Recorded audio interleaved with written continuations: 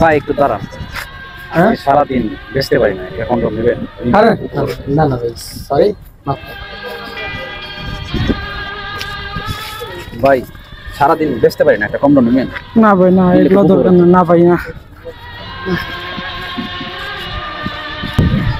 ওই এদিকে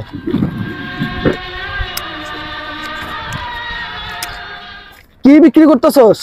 ভাই কন্ডম বিক্রি করতেছি। তোর ব্যাগের মধ্যে কি এগুলা? ভাই সবগুলাই কন্ডম ভাই।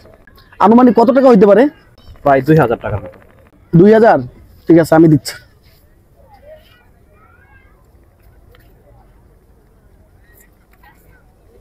এগুলো সব আমার দিয়ে দে।